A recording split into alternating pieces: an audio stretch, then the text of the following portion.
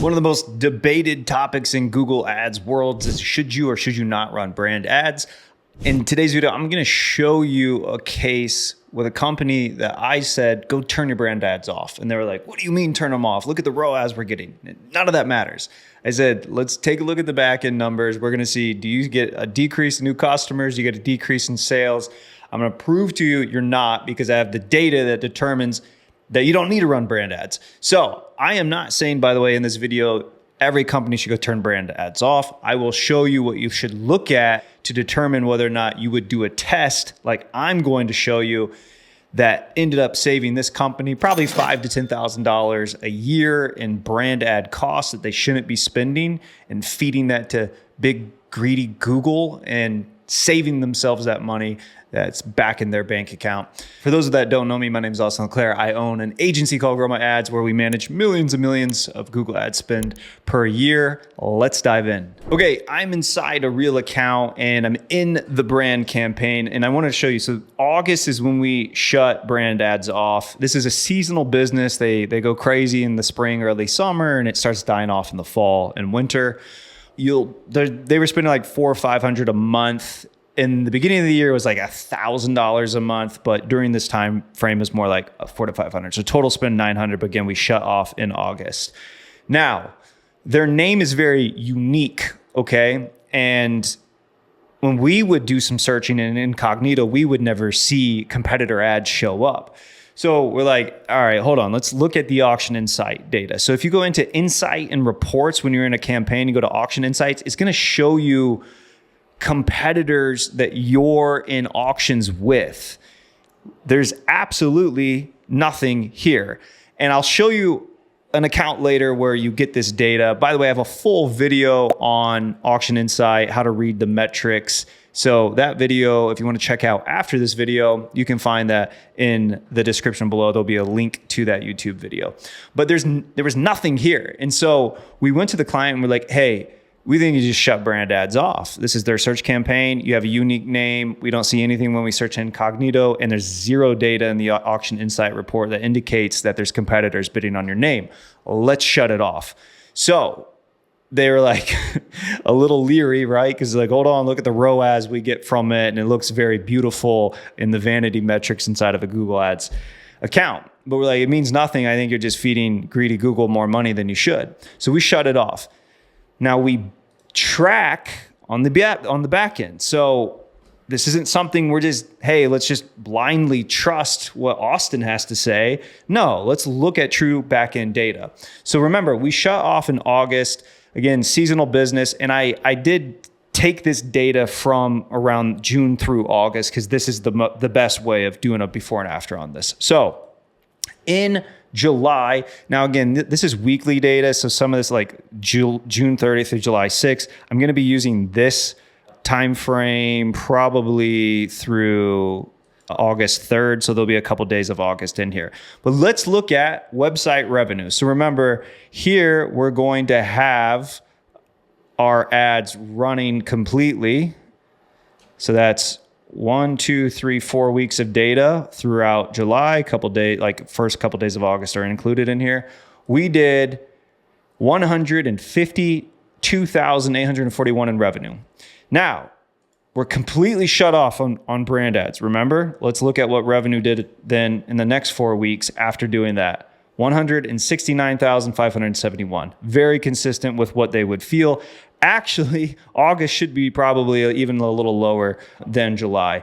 But revenue is very similar compared to when we were running brand ads in July. And these are good 2 months to compare each other with.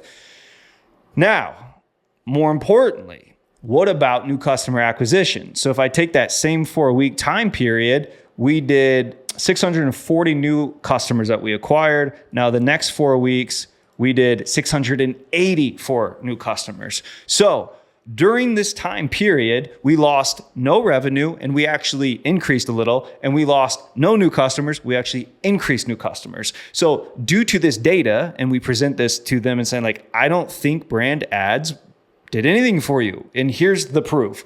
They were very confident in like, oh, well, thank you. Now we're going to save all this money.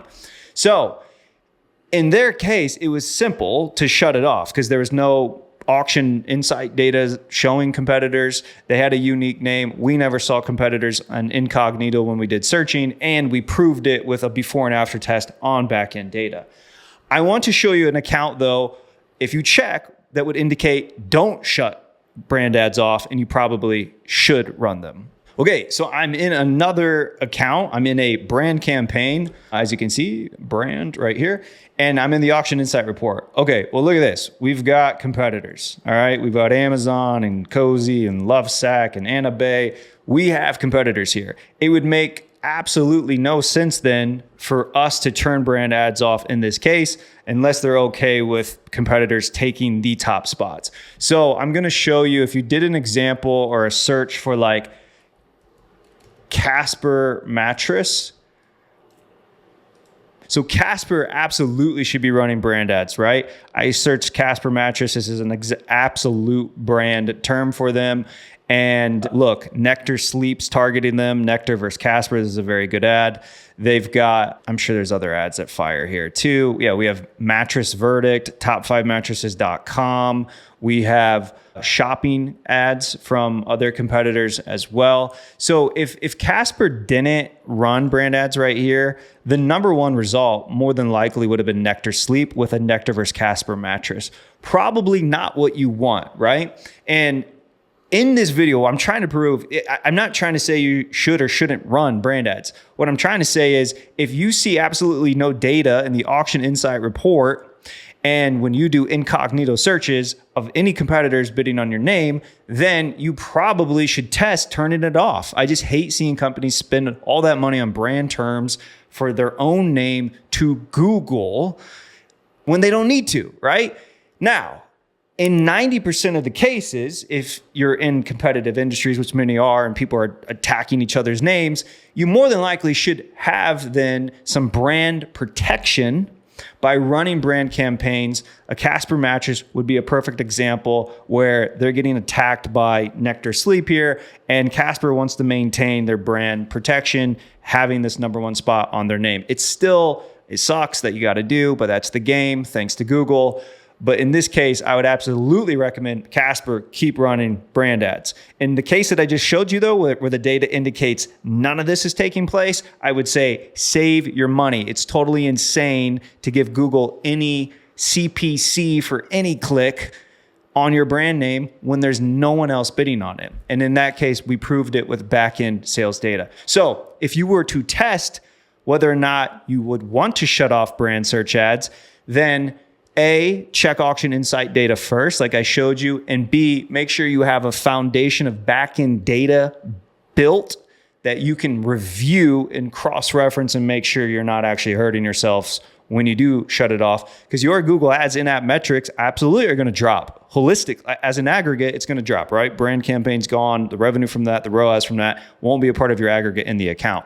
That doesn't matter. What matters is what's happening on the back end. So you need to have a report or a foundation of back-end data metrics that you can review, especially when it comes to sales and especially when it comes to new customers that you're generating.